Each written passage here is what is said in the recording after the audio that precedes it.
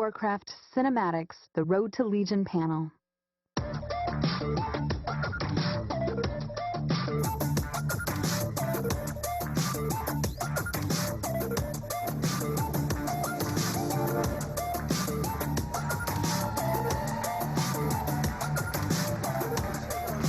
Hello, BlizzCon 2015!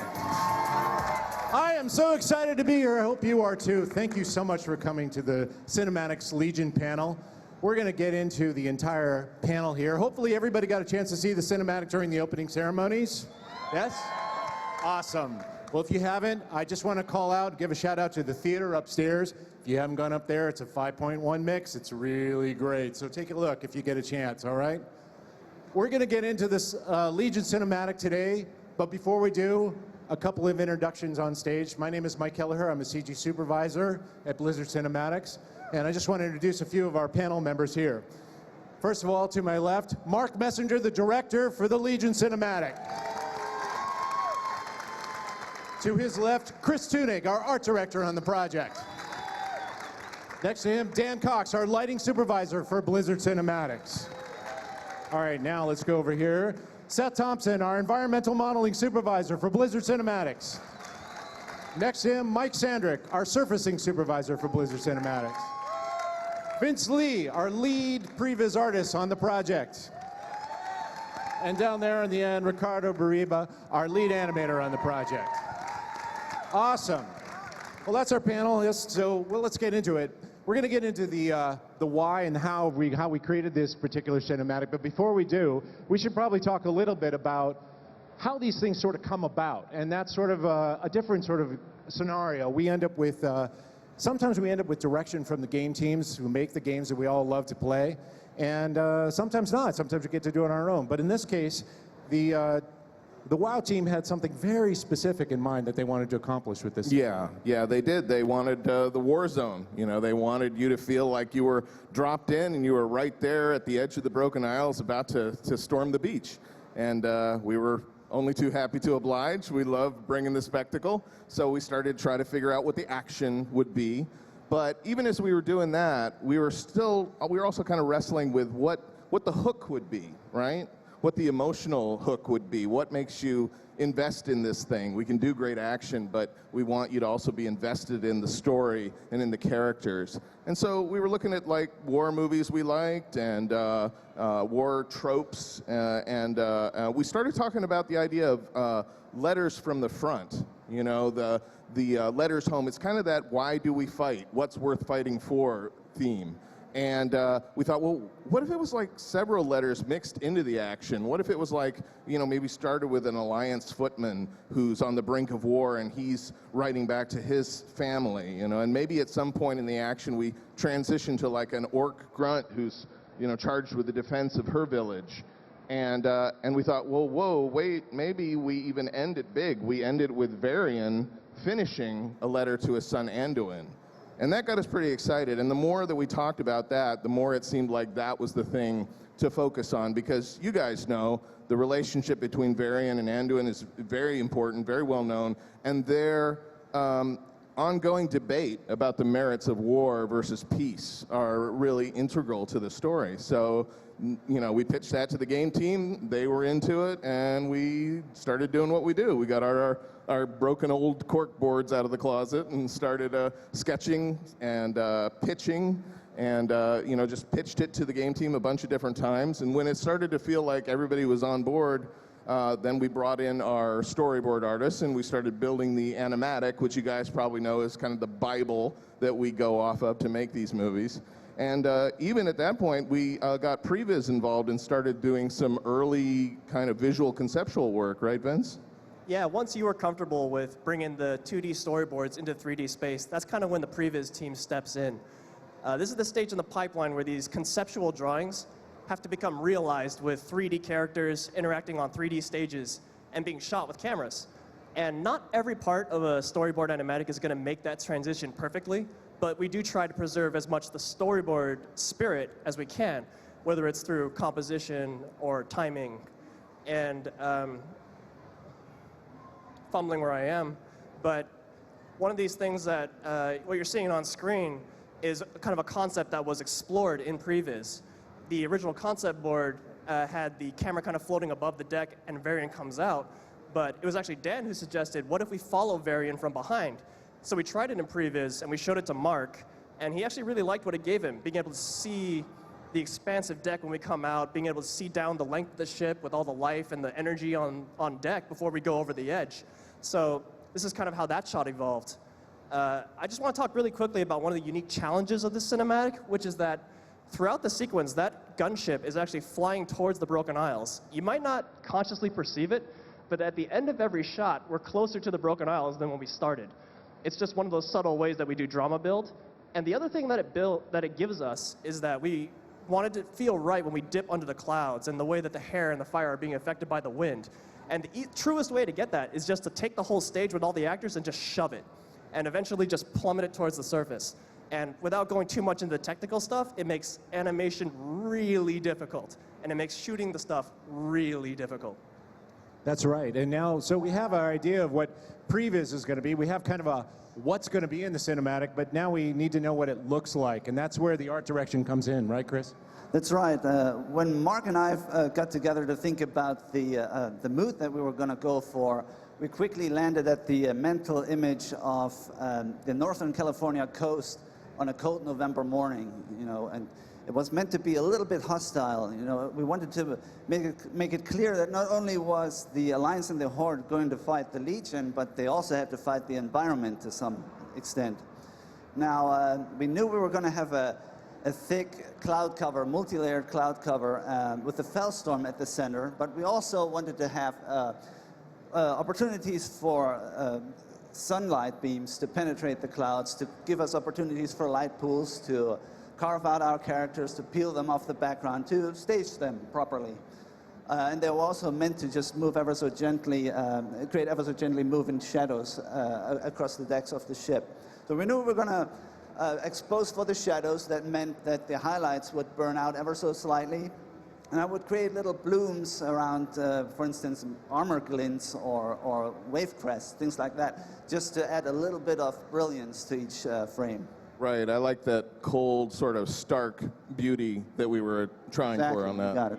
Right, exactly. So we have these beautiful paintings done by Chris. These are just quick swatches, but now that we have our mood, so to speak, we can talk a little bit about where all this action takes place, which is the gunship. Right, yeah, Varian needs a ship fit for a king, right? And we were only too happy to oblige. You know, we love these giant flying fortresses that are roaming around Azeroth. And so we asked the game team, and they were like, yeah, you could totally do that. And in fact, you know, since we were planning on crashing the thing, they said, well, you could probably customize it a little for your own needs, right? That's right. They basically allowed us to crash it. They said, this is not going to be featured in the game, this specific one, so just do with it as you wish. So as we you know, usually do when we try and translate assets into the context of our cinematics, one way to make it believable was to play with the proportions a little bit. So we elongated the ship slightly, and we also widened the bow just to make it a little bit more front-heavy, evoke the feel of a container ship or an aircraft carrier a little bit more. And then one thing that was important to me personally was just to re-envision the bilge, the bottom of the ship, in such a way that the propellers wouldn't feel stuck on, but like the ship was conceptualized from the start as a flying ship. So we added these little port side receptacles in the bilge. All right, so we have our concept here, as you can see. And actually, this is just a little swatch that shows some of the materials that Chris had in mind for some of those pieces. And here we go. Here's our final turntable, just to show you what the final thing looks like. And actually, I want to turn it over to Mike Sandrick, because we have a lot of real-world textures and materials that are really on this gunship. Yeah, thanks, Mike. So anytime we do one of these cinematics, usually there's one or two assets that are going to be very technically challenging. And the gunship was definitely one of those. The reason why is that we saw it up close everywhere, and so we needed it very, very detailed everywhere. And what that basically means is that it's a very, very heavy model that took a long time to make. Just to put that into numbers, this model has about 7 million faces, polygons. It has about 3,000, 4,000 by 4,000 pixel texture maps on top of that. And then we ray trace everything. And that creates just a very heavy, very memory intensive asset. If you've got really sharp eyes, you can kind of see there in the bottom right, this asset takes about 4 to 6 hours a frame to render and about 20 to 30 gigabytes. But before we actually start any of this, we actually need reference to base this off of. And basically the direction here was 18th century frigates. We have the good fortune where we live that we were able to go down to the San Diego Maritime Museum for a day, and we got to crawl all around these types of ships and take all kinds of reference photos of them. It was great. Here's the texture team right now. It's Wei Wong taking some photos of the deck. So we just went and crawled around these ships, took pictures of the deck, the ropes, cleats, anchors, cannon, all these little bits of the ship that make it what it is. You can take a look at the decks of these ships. They're just really, really busy. We had to hand crate all of that, one piece at a time. And basically, this was all based on this reference that we saw. Seng Jing Song and Jung Ha Baek just did an outstanding job putting this together. That said, this is an 18th century frigate that flies. So our reference gathering didn't stop here. We also had to check out some museums and look at some World War II era bombers in order to get a reference for the engines on this thing. You kind of see here, I mean, if you go back, 50, 60 years, you get back to where airplanes were bolted together with aluminum plate and rivets. That's really the kind of the feel we wanted. Modern day planes are sort of put together with carbon fiber and glue. So this kind of reference basically just grounds the whole thing in reality. So it's a fantastical thing, but you believe it when you see it because it's based on something you know.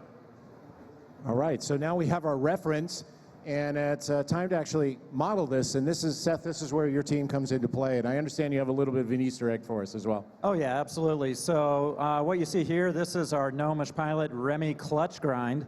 And basically, at the beginning of the project, we had some extra time, and we decided to model this out. And we were like, hey, can we find a place to put this in the cinematic?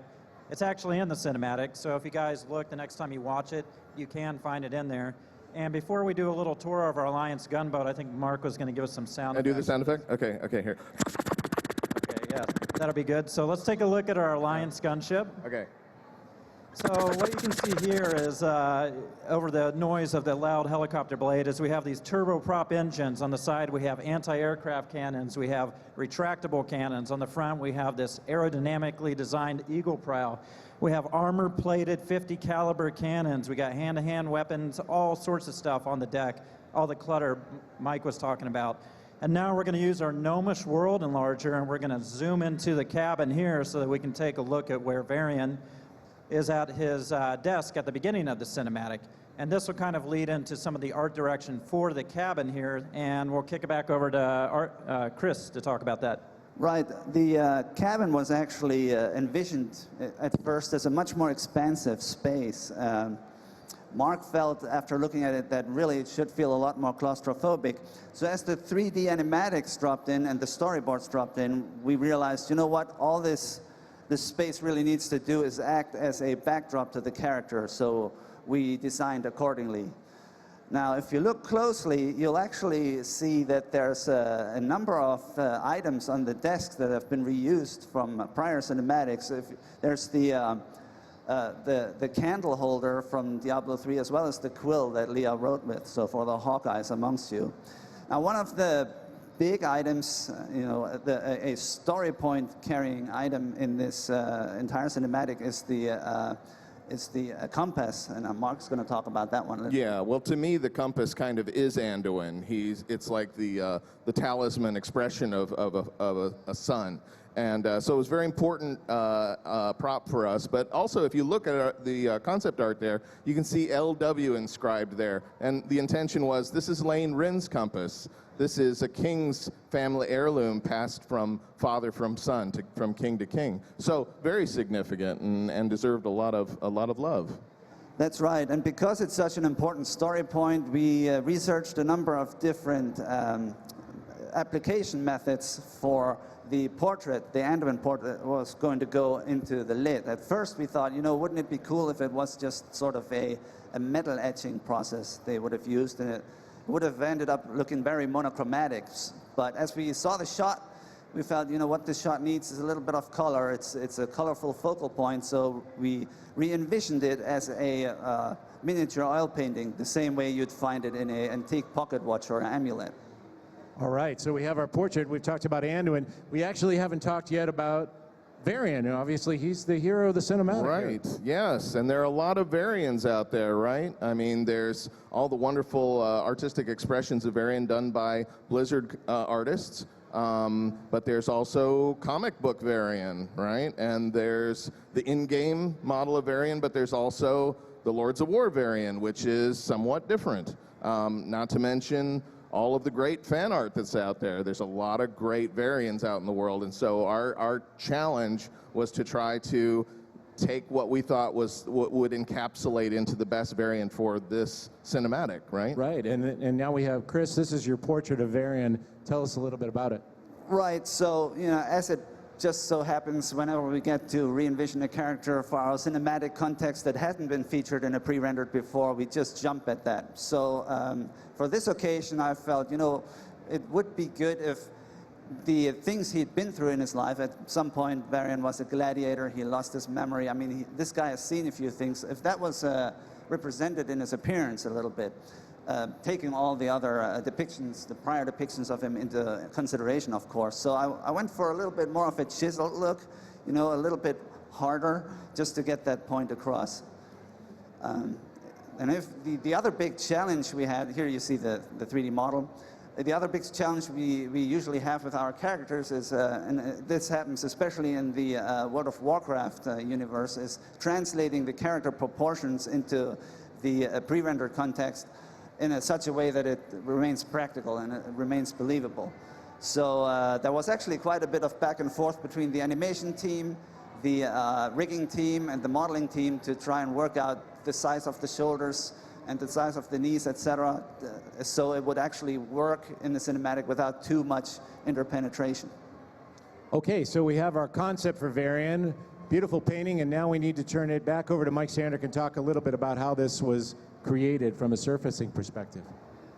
Yeah, so even though Varian is a bit fantastical in terms of proportion and facial features, we still needed this grounded in reality so that you'd believe him when you saw him on screen. And basically that meant for us basing his texture maps, his shading, on real people. So basically our reference, we went around the office and we took as many pictures as we could of as many 40-something-year-old white guys as we could. Mike Kelleher, That's a beautiful myself, forehead. I'm gorgeous. included. I gotta say. These are the closest up photos I've ever seen of myself. It's hard to look good this close. But the beauty of these photos, these are about 6,000 by 4,000 pixels, and only a portion of the face, is that it captures all the wrinkles, the pores, the zits, the pock marks, chicken pox scars, all that stuff. Hey.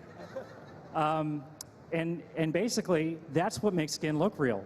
And that's what we basically did. Then our texture artist, Sam Alicia and Wei Wong, took these photos and projected those on our Varian model, and then did a extensive cleanup after that in order to fit the actual facial proportions.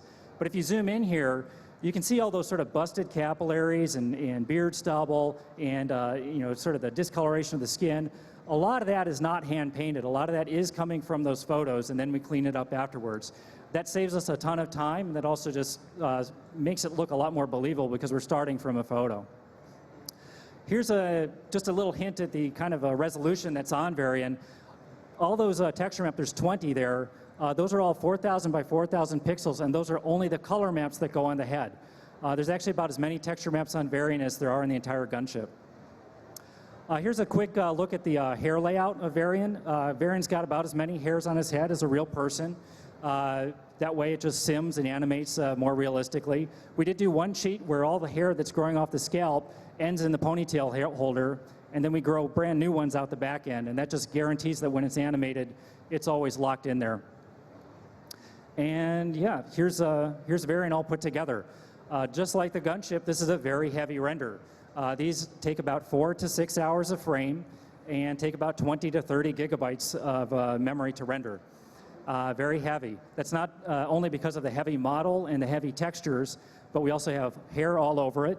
on the clothing and on his head. We have beard stubble, we have peach fuzz. All that adds render time, and then we ray trace everything. Everything is reflecting everything else. Even the skin is subtly reflective, so you can get that skin glow that you see on real people. And basically, all of those things combine so that you create something that is believable when you see it on screen. And once you got your star and you start putting them in front of a camera, one of the most important decisions we're going to make is what lens are we going to shoot them with. So one of the visual aids we have to guide us are called lens tests, and you're going to see a series of them on screen right now. And it might look like it, but Varian isn't animated right now. He's in a key pose, and we're just cycling through our lens kit for the show, going from wide to longer. And I think you can notice how his features are kind of changing depending on the lens. And so we're basically just trying to find Varian, much like a live-action actor, we're just trying to find his beauty lens, the lens that really makes his features the most flattering and just not flattering or unflattering. And we're weighing at the same time kind of the emotional feel we're trying to get from a shot, and part of that goes into his relationship with the environment, which changes as we go from a wider to a longer lens. These are just some of the questions that we ask ourselves as we make this lens choice.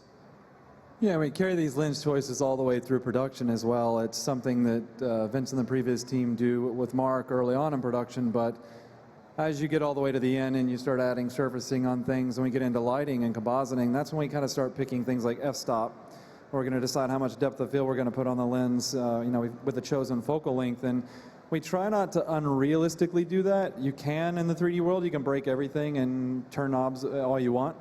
But we actually shoot reference and look at it and say, okay, well, if we were to pick this focal length on a camera, what would the restrictions be in terms of the f-stop I would need? Or if you're really shooting for depth of field, if that's what's important, what are those limitations? And there's a finite amount of choices for those. And we're constantly trying to stay in the real world with those choices to help add to the realism.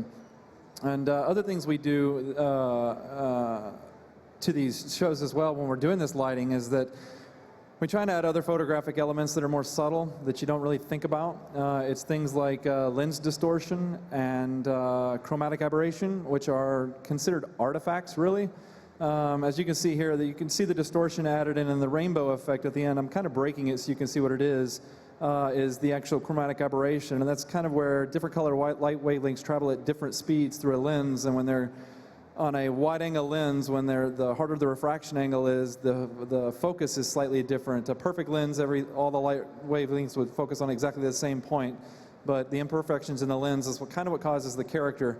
So we actually, normally, if you're working on a film and in visual effects, you try and take that stuff out. You're constantly trying to get rid of the artifacts. For us, since we're full 3D trying to create something more photographic, we actually add them back in. So we do things like that. Other little things you might notice is the interior shot stuff in the cabin has a much denser film grain than the exterior stuff, which you would also run into low light in situations if you were to film it. So we add a lot of these things to try and add to the realism as much as we can. All right, so we have our cameras, we have our main hero, and what we have to talk about now, Ricardo, is performance. And actually, that's where you come in. Yeah, Mike, when we first heard that Varian was going to be the main hero of our cinematic, we were really excited about bringing such iconic Blizzard character to life. And when we were looking at the storyboards, we right away realized that Varian, he's going to go through a really wide range of emotions, and that's going to require some really subtle acting. Like Sandrick, mentioned before, creating a realistic character in CG is a big deal, and bringing that character to life, it's really hard. So for this show, we decided to work close together with an actor, and we were fortunate to have Jim Peary helping us bringing Varian to his full glory.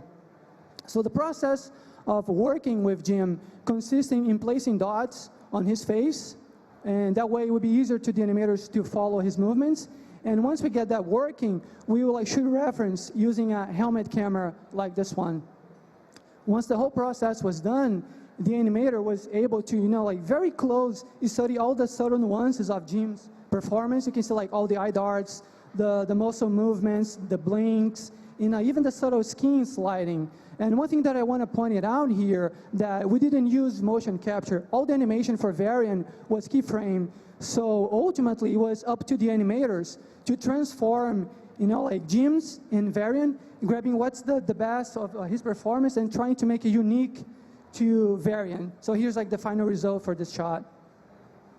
Awesome. So We have our performance now. We're ready to go, but the cabin sequence is done, but we have to go outside of the cabin here. We have to talk about the deck of the ship, and as you can see here, this was one of our shot 140, we called it, and you can see this has a lot of stuff on it, and Seth, that's where your team comes into play again. Oh yeah, so the top of the deck, we had over 50 different unique assets in there, and we just have tons of stuff. You can see some gray shaded models here, not only weapons, but we have stuff like buckets, things to help fill out the scenes. And then you can see some shaded versions of the stuff that Mike's team did here. And the idea behind this is we wanted to just put as much stuff on the deck as possible to make it look like those 18th century ships that we had reference of. And the other thing, too, that we do here all the time in the environment team is we create what's called a modular asset. So you see these crates, we might actually put that in the cinematic and repeat it 100 times. And the viewer can't tell the difference. And then it helps save time with our budget by creating more interesting stuff that the viewer's eye will see to make it feel more realistic. Right, so we have all these items on the deck. We're trying to make it feel as live as possible. And actually, Vince, it's a good time to mention our maybe a little bit of a secret weapon here. Yeah, we're really fortunate to have this motion capture camera system. Here's a video of me and Mark demoing it on screen. It's taking this really intricately detailed set that the modeling and surfacing teams have made, and Mark, with that shoulder-mounted apparatus, I can just drop him right onto the deck of the ship, and he's able to just walk around and scout in real time, changing lenses, basically like a real-life live-action shoot. And at any point, I could hit play or record, and all the animation that Ricardo's team just brings that deck to life. And every little micro movement that Mark makes is being recorded. So all the little camera shakes, tremors, or overshoots on subjects when you pan or tilt, it's all captured. And it's used to really great effect in the cabin section of the cinematic, actually, because Mark is in there shooting and he's reacting to those explosions coming from outside and doing a little bit of that subtle sway that really sells that you're on a seafaring vessel. Right, so we have some of that motion capture, but as you mentioned, Varian was a keyframed animation, but we did have a chance to use some motion capture on this show, right, Ricardo? Well, we knew that we were going to have to animate, like hundreds of different soldiers for the deck. And the reality is this kind of like thing to populate a deck like that with that many guys running around, pushing cannons, marching can be very time consuming and expensive. So in this case, we felt that motion capture was the right tool for the job. So we partnered with our friends from Activision, and we used their motion capture facility. And here you guys can see like some of our animators having a good time. Everyone was really excited about that. And we needed to be creative. Like right there, have like a cannon. Here we built this platform to have the guys sliding. Yeah, everyone was having really a great time. And on the next slide, you can see Joe Frayne. I don't know if Joe is out there. But Joe is one of our layout artists, and this moment here, he's performing the moment when the Inferno hits the deck, and there's this major explosion. So we were really, thankful that Joe did 110%, and we were really excited to see how the final performance was going to look on the cinematic. That's the next frame. Okay, here we go. That's the moment when Joe gets hit. Awesome. Yeah, so unfortunately, since we couldn't see in its full glory, we decided to do like a quick video for you, Joe, and say thank you and share with you guys. Right there in the back, that's Joe. And the cannon covered him up. Yeah, I mean, you can see it, right? Yeah. But we also use keyframe animations for things that we obviously couldn't get, like motion capture to work. This was like one of the early tasks that Davey, one of our animators, did.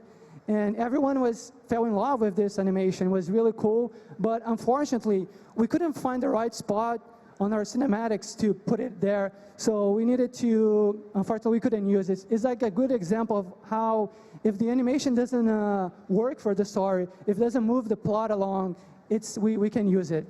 But we wanted you to see it here. Yeah. It's fun. It's just good that we cut it before Joe volunteered to mocap this. Yeah. Yeah, I hope he signed his liability forms. All right, moving on. We're going to go on and we're going to talk about the deck. The deck is obviously live, but that's not the only thing in the shot. And I just wanted to take a moment to shout out to the effects team who created this beautiful water that you're seeing below. They did a great job. The effects department integrated that incredibly well with the Digimat team, which you hear about later. They were called on to do an enormous amount of water. You can see some of those passes here. We have water scenes, we have boat wakes, white caps, mist, and not just above the water, but also just below the water as well. We hear some of our early tests of trying to get that feel of a wave crashing into a shore, and they did a phenomenal job. We had a lot of good reference I'd like to call out Seth. Thank you, Seth, for doing our bubble reference. Don't try here. that at home, it's a little dangerous. Yeah. Here's one of his tests, and the effects department was able to replicate that out just great. This is one of my favorite takes. Let's just put this on the screen right here. That is so epic. Look at this man kill water. Kill it. Angry. All right, so we use that reference. We started off with some simulations here from the effects team. I believe that's Gromosh Hellscream there, but even before we had a Varian, we used one of his models just to try and get the look and feel. And as we go through, here's some of the tests that you can see. And finally, the final shot here with all the water and the sword effects included and everything. Great jobs, and hats off to the effects guys for doing that. Great job. All right, so we're back to the scene, and I think we have a little bit of an Easter egg down there. Yeah, we got a little goblin tugboat that we put there, and if you look closely in the cinematic next time with the tiny magnifying glass, Did you not see it? Did you not see it? It's in there. Also here you can see some stuff we recycled from other cinematics. This one actually is the Alliance ship that we did originally from Cataclysm. right? Yeah, this was based on the Maiden's Fancy, actually. Yep, and here you can see it being destroyed in that Booty Bay cinematic there, and then now you can see again, Missa Pandaria cinematic, we use this again, both of those ships. And the thing about this is we built the back of the ship out to look really good.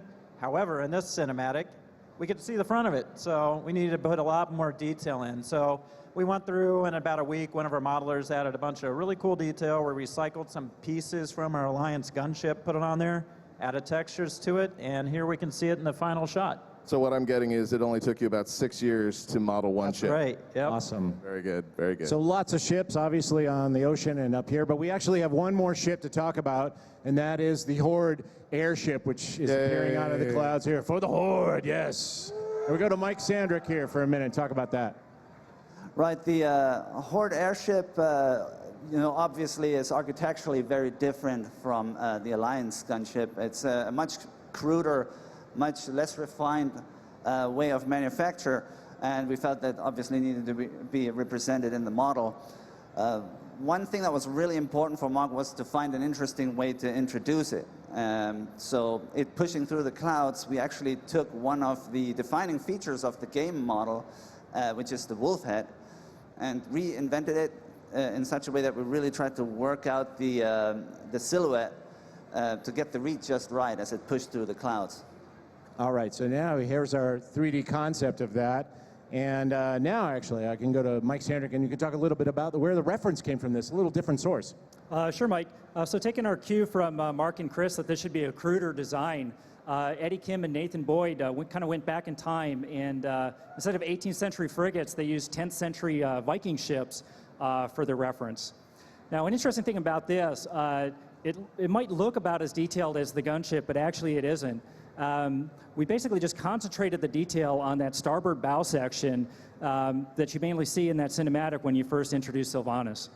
And right, and that brings us to Sylvanas. Sylvanas. Oh, that was Yes. a great applause for Sylvanas. Another major character we haven't actually done in a pre-rendered cinematic, and that means we get to go back to art direction and really talk about Sylvanas here. That's right, and we ran with it. Sylvanas, such a beloved, such a well-known character.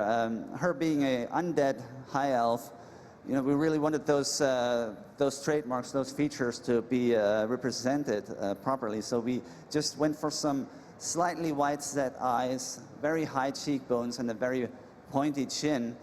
One thing that I felt was worth chasing, just to echo a little bit of what we did with Varian, was to add just a little bit more chisel in his face, maybe a tiny bit of maturity. So that's what we went with. Once again, the other half of the equation is the armor. And here we felt this is an opportunity to maybe recreate a little bit more fitting attire to the occasion here. She was going to be in one of her big battles she was ever going to be in. So we actually went in there and created an armor for her, added a midriff for her, but still tried to harken back to the outfit that she's so well known for. So, the shoulder. That's kind of her battle armor, That's right, really. battle armor. Yeah. You got it. Right, and here she is, her final turntable. Obviously, all of her materials applied. And that means, Mike, she provided some different kind of challenges for the surfacing team here, right? Yeah. Young women in computer graphics are notoriously difficult to do. The main reason is that the detail on young women's faces is just much more subtle. If you kind of remember Varian's face, you know, he's got beard stubble, he's got large pores, he's got wrinkles, he's got pockmarks, freckles, zits. I could go on. Scars, obviously. There's all these things that you can sort of hang on to create reality.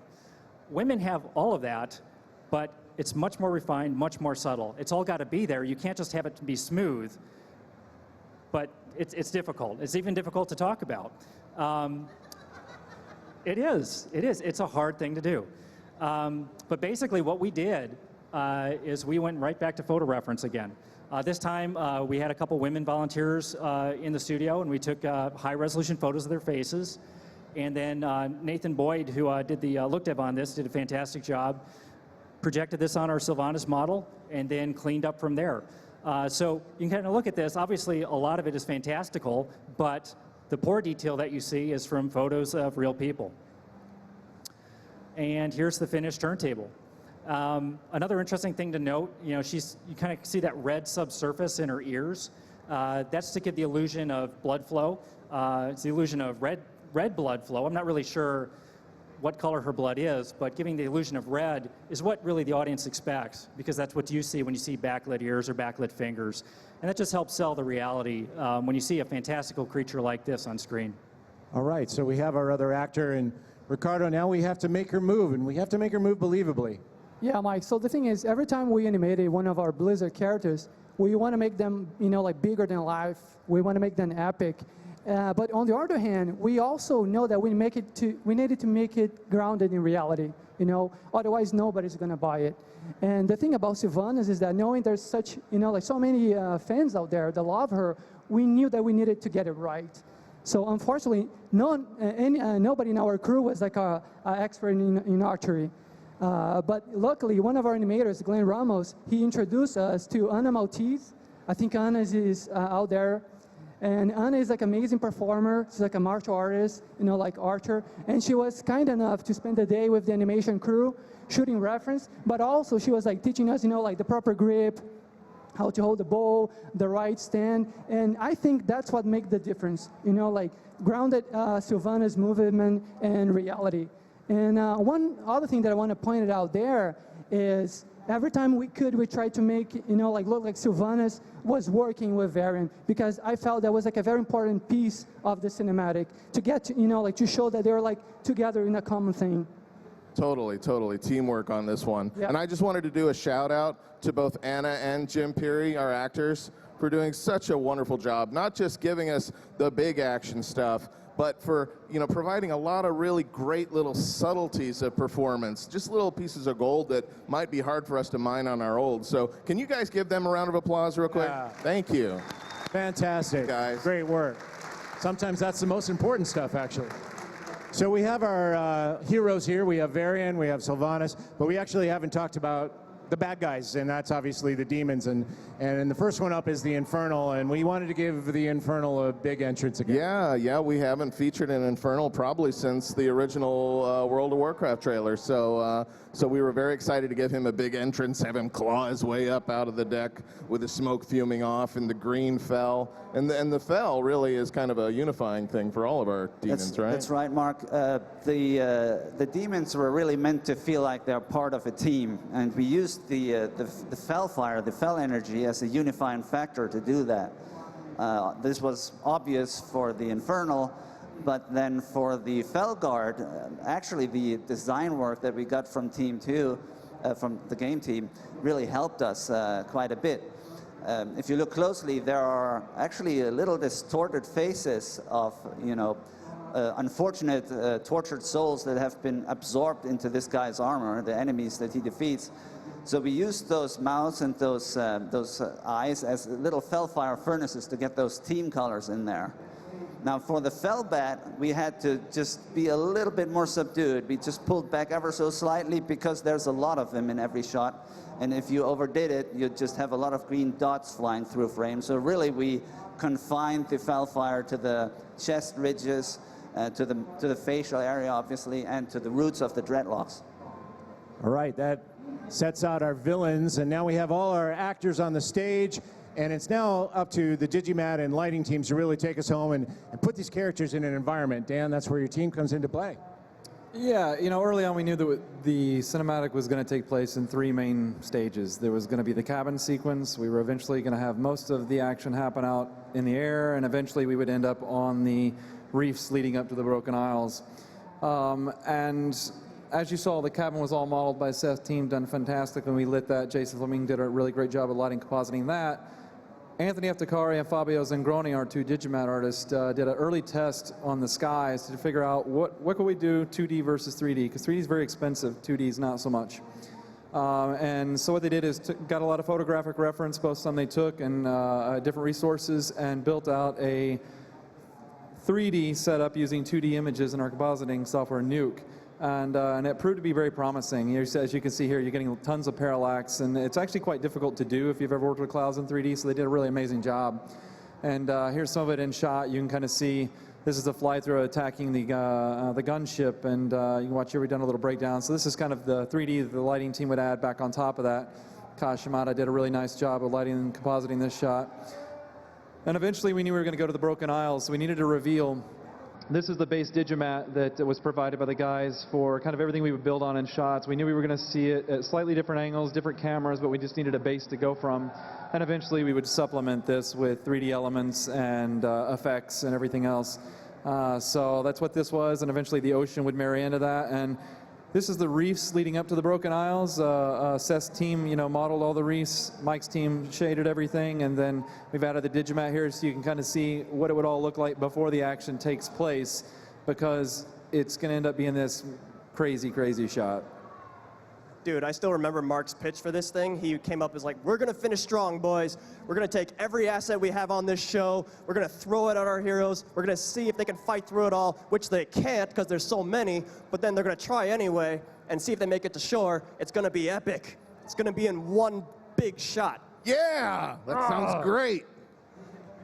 Actually, Blizzard has a company policy where after pitches like that, you're allowed to go back to your desk and cry for about 5 minutes.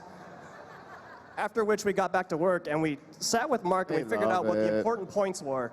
Basically, we got to see the heroes, we got to see the villains, and they got to look insane. We got to see the Broken Isles, even closer than ever before, but so far away, and we want to finish with a bang.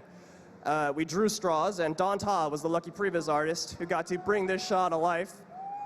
And he went through, brought his limitless energy, exploring so many iterations of Varian's choreography, the formation of the fell bats, the creation of the rocks, and the placement, and the wave timing, basically solving all these problems early on so that later departments wouldn't have to.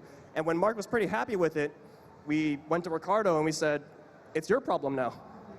It's very kind of you, Vince. Yeah, so yeah, this shot was crazy. I can't remember when was the last time we had this many characters interacting with each other and with the camera at the same time. So whenever we have a shot like that, like our first instinct is to go outside our office and try to gather as many animators, like slash ninjas we have in our studio. We place them all in our like live action reference room, and we start shooting reference with them. We probably did, hundreds of different takes for this shot, and you got the best piece of each one and compile them together.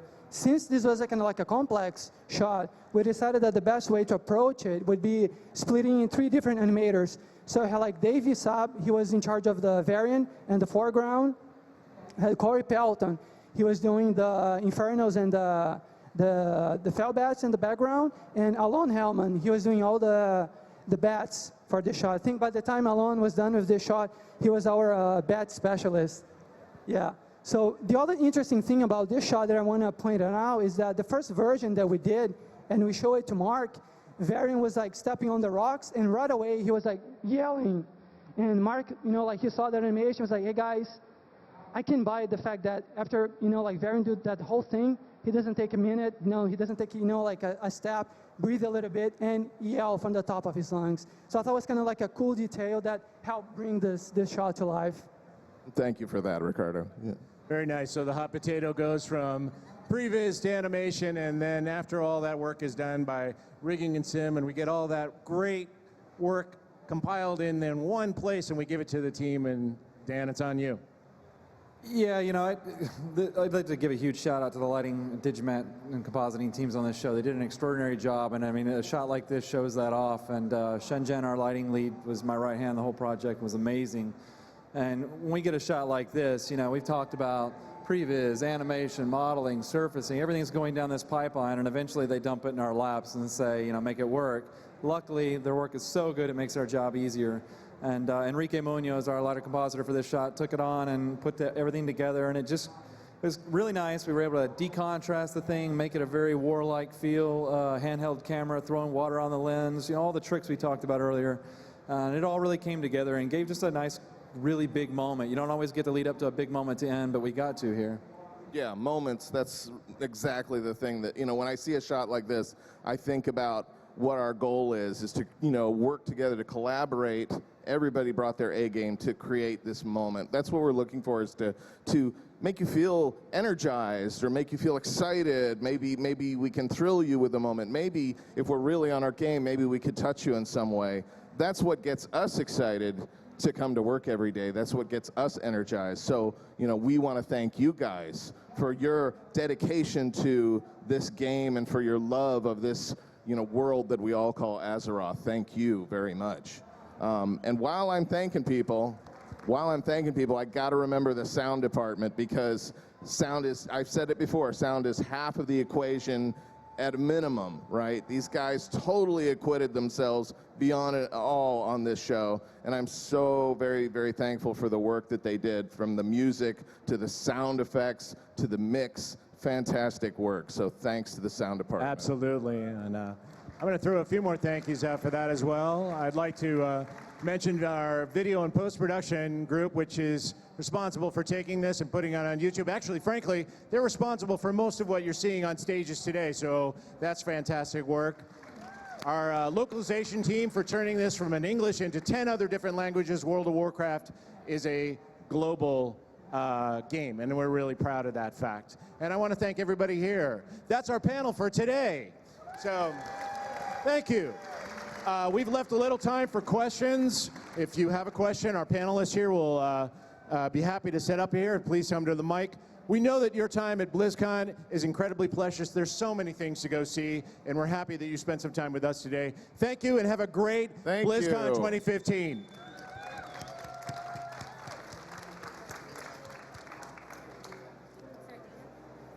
Hey guys, I just wanted to say you did an amazing job with that cinematic reveal. My question actually is about the Gamescom trailer, where we got to see Gul'dan revealing Illidan is back in the game. Now, you talk about sometimes reusing assets. Illidan's model, now was that, I know we didn't get to see much of him, but was that an updated model of the Burning Crusade cinematic model, or was that completely done from scratch?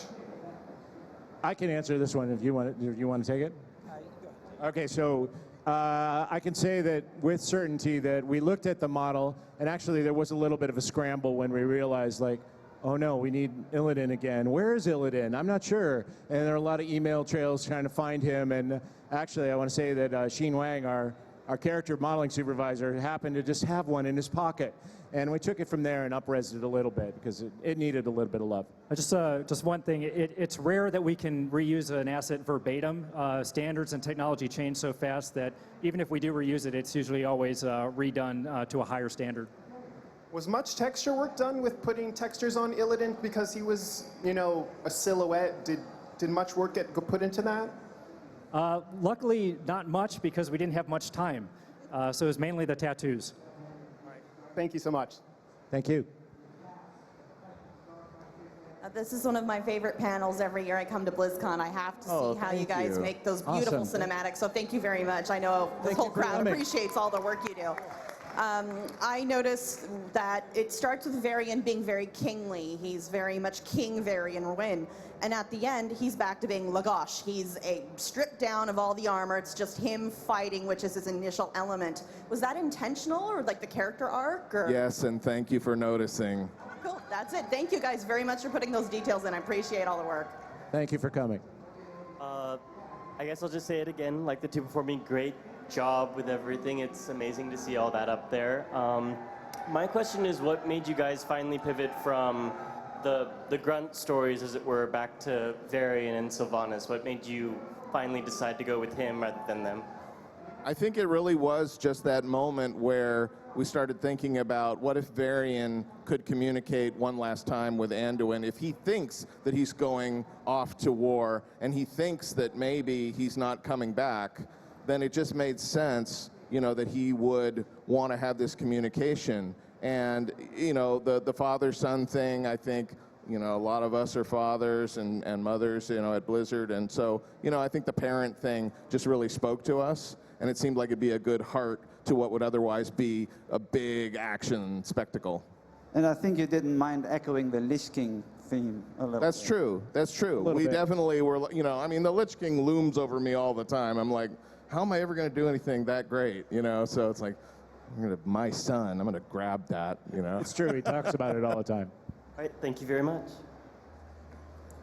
Hello, my name's Keaton. I was just wondering if you were always originally going to put Sylvanas in there, or was there something else? And what do you think she's thinking when she's looking across to Varian? Yeah, we always were.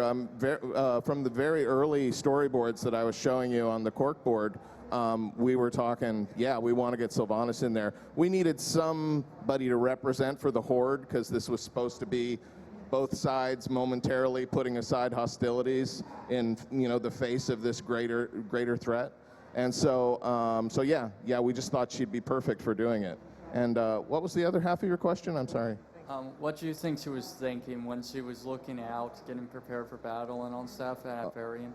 Yeah, well, I think what the animators and I talked about was that she was kind of sizing him up and thinking to herself, okay, we agreed to be here for the thing, and I'm here, but I got my eye on you, you know. She doesn't totally trust, but they're here to do a job. Thank you. You're welcome. Thank you. Hey guys, just want to, you know, give you guys props for all your stuff, and I know you guys have found your calling. But my end-up question is other than these cinematics, have you wanted to do a short film for like WoW or Diablo or StarCraft? Well, I think we get that asked a lot. I think we're always looking to try and do something more than what we're asked. But to be honest, just to put it out there, the game teams have lots of ideas. We have lots of ideas. So right now, that's our focus, is supporting the games, making sure that you have the stories in those games, and that's where we're going to be for now. Right, thank you. Hi. Nice job on the cinematic again. And you mentioned something about you used the Diablo 3 cinematic, the quill and the candle holders and stuff. And I was curious if some of the old World of Warcraft cinematic things have found their way into the other cinematics. Like there's a Skull of Gul'dan hidden in the StarCraft trailer. I can answer some of that. Speaking of one of the skulls, like if you guys remember from, I forget which cinematic was, where Illidan's holding an orc skull in his hands. You can see that repeated several times. It's on the orc ballista machine and the Warlords of Draenor cinematic. But yeah, we recycle all the time. I think that whole, for example, the Warlords, am I saying it right, Draenor? I don't want Chris Metzing coming and finding me later. Yeah, for example, like, we'll just recycle tons of stuff everywhere, and I think about 50% of our environment assets in that, rocks and things like that, were recycled from previous shows. So anywhere we have a chance to do that, we do it all the time. On this one, we didn't have as many opportunities with a lot of the stuff on the top, but I remember talking with Chris, and we needed some candles and other stuff really quick because we didn't have a big budget. And I'm like, I'll find some stuff, throw it in there. So yeah, it's anytime we can do it, love to do it. If you look in the distance, when you see the gunship, the Warcraft, the Cataclysm Zeppelins are back there. But they could be paintings for all you know, can't tell. You know, They're tiny. You know, basically, anytime we start a new cinematic, the main character just goes on Craigslist and looks up all the props they're going to need for that show. So, like, even like that chair that's in that cabin is Arcturus' Manx's chair from StarCraft. Right. That's right. We forgot to mention He just went that. up and he's like, oh, barely used. Okay, and just picked it up. All right, thanks a bunch. Thank you. I think I can speak for most of us when I say one of our favorite parts of the collector's editions is to get these cinematics on Blu-ray with lossless quality, you know, just a sound effects track, an audio only track, the commentary. But the more collector's editions we get, the more of an ordeal it is to kind of sit down and watch these all in a row. Is there any internal talk of like a, you know, because Pixar has like a collector's edition of like Volume 1 shorts, Volume 2 shorts. Is there any sort of Warcraft collection or StarCraft collection on Blu-ray that you guys have been talking about? That's a really good question. It's a good idea. It's a great idea. Yeah, let's start it. Yeah, I know the feeling you have. On Legion, there are 1,720 hours of behind-the-scenes footage to go through this area. But I think we talked about it. I don't know how farther we've gone than that. I think it's always something that we've mentioned to ourselves, but at this point, we can't say anything or whether or that, but it's a good idea. I love it. Thank you. Thank you, guys. Okay, is that it? Oh, well, thank you so much again for coming. I just want to say one other thing, that Cinematics is a huge group. That's just a small smattering of people up here. We'll be happy to answer any of the questions you have. We'll be on the other side of the stage. Have a wonderful BlizzCon 2015. Thanks very much. Thank you. Thank you for attending the World of Warcraft Cinematics, the Road to Legion panel. Up next, the Blood and Treasure new content and features for Reaper of Souls panel.